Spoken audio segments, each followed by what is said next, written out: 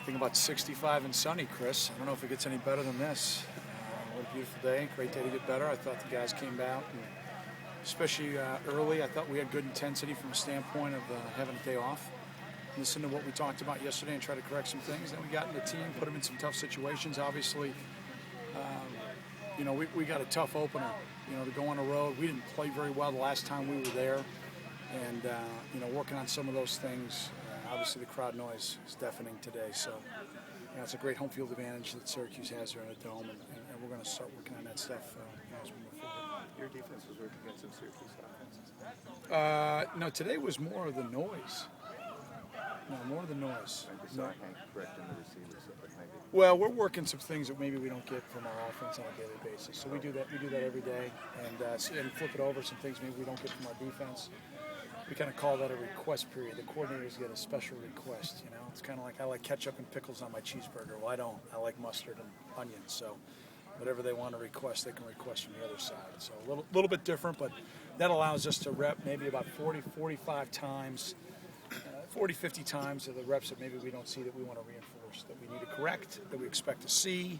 They're a little challenging, a little difficult, so just ways that we do some things a little different. A lot of these young guys, some of the freshmen and sophomores, are finding themselves in a spot where they can compete for playing time. Do you like what you've seen as far as intensity goes in preparation for this whole spring? Yeah, Chris, I think those guys are really working at it, and they're real hungry. I said it to somebody on Saturday. I don't know if it was Rob Johnson or Mike McGrew, one of the guys I was talking to maybe on Friday, that I said this group right now reminds me a lot of the group in '09, the attitude that they have, the hunger that they have. You got some young guys that it's their first time out here, and Walk used to say all the time, if they're puppies and they bite, they got a chance. So we got some young pups that are out here biting, and that's encouraging. It's encouraging. You want to name names? Absolutely not. Nope. Not until it shows up in Ryan Field. So it's just practice. There's ebb and flow. We're still installing. We're going to install all the way through. And, so come in and learn a little bit. Tomorrow will be a really good film session, and then we'll kind of be ahead of the curve for Thursday.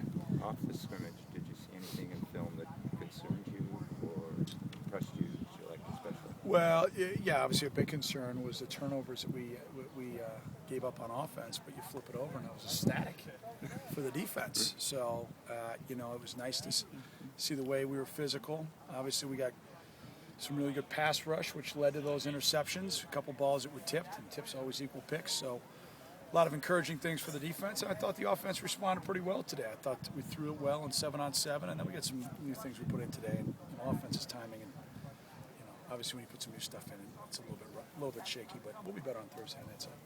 How much of that pass rush on Saturday was the defensive line versus the offensive line that you're struggling more than you like to see?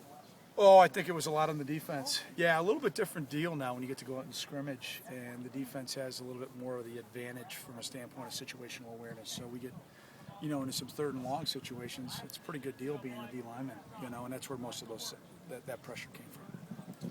You talk a lot about competitiveness and wanting these guys to compete. Obviously, we saw Mike and Hunter get into it a little bit. Do you like seeing the intensity kind of boil over there a little bit? Well, I love the intensity, but we're going to play the Wildcat way. We're going to play as hard as we can for as long as we can, and that's what we do, and that's what we believe in, and that's what we preach around here. But we're going to play the game of football the right way. And I'm going to line up across from you, and I'm going to punch you right in the face as hard as I can, and I hope you expect to punch me in the face as hard as you can, and then the play's over. And playing within the framework of the rules and the way you should play the game of football. The garbage after plays is how guys get hurt. The garbage after plays is how you reinforce behavior that's not acceptable in this game. It's not acceptable in the things that we preach, and it's not acceptable in society. So, no, I'm not a believer in that stuff. So we hold hands, we sing Kumbaya, and we roast some marshmallows. And they get a little closer, and they share some things. But that was more, I think, a little bit two guys being competitive. It's also dumb to throw a punch at a guy who's got a helmet on. I mean, in the grand scheme of stupidity, that's pretty high, It's pretty high. You guys got Trumpy working out a little bit.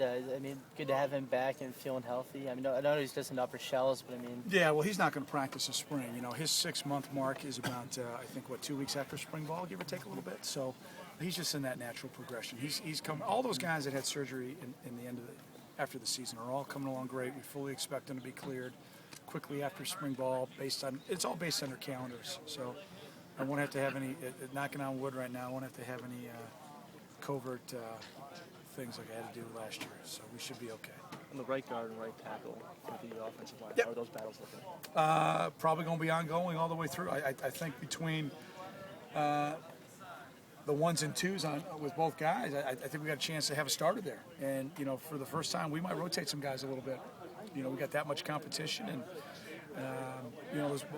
all four of those guys are playing pretty well. And then if, one of the guys really steps up, then they get themselves into the mix across the board. So, adding some pretty good depth there. Isn't there a danger rotating offensive line? There's a danger in everything, Skip. I mean, yeah, there is, but I think if we could play, and we had to do this a couple of years ago, where we had to play a couple of guys, we had to maybe keep them fresh. I mean, we roll our entire D line, and we roll some guys in our sub packages on defense. We roll our receivers and running backs, so it allows us a chance to be fresh. But I wouldn't say I'd be going you're a first and second down O lineman and you're a third down O lineman. I'm more talking we get into 8 plays in a drive. Now maybe we might go substitute a guy. That might be something that might happen. That happened on Saturday. We went 16 plays in that first, kind of 16 straight plays. And a couple of those guys probably shouldn't have been out there that long. We already had a shift change on the D line, so we probably should have thought about it. So that's kind of what I'm talking about. Yeah. You talked about the young guys who are stepping up. Are there any, specific positions where you think you might need some young guys to step up and help out? Or Well, absolutely. In the secondary for sure. Depth at linebacker, and then with Q being out for the spring, I'm really getting a really good look at Deontay Gibson right now at the defensive end position. And then obviously some of the guys inside with the graduation of Jack and Nico, you get a chance to see Sean and, Chance and Will are getting a ton of reps, which is encouraging inside. On the offensive line, yeah. Jack Knopfler's getting a ton of reps. So is Jeff Mogus and Matt Frazier on the inside. Shane Mertz is going to be a heck of a player. He's a freaking aircraft carrier out there, USS Mertz. I don't know how tall he is, but he's enormous. And as he just gets stronger, he's going to be great. We got every super back in the tub. They kind of aspire to be their coach, Bob Hefner, right now, so they're all hurt. Bob had an off-season knee surgery, so they're all in orange. But maybe they'll come back. We played true freshman in Trey last year at running back. And out on the edge, probably got our most experience at wide receiver. How's Patrick looked on the left tackle? I think he's learning a lot. I think it's a position he's pretty comfortable with, but it's definitely a new position for him. I think he's learned. He didn't play in high school. He did. Yeah, no, he did, but he hasn't played for a couple of years here, so I think he's learning a lot. Thanks, Fitz. Okay, ready?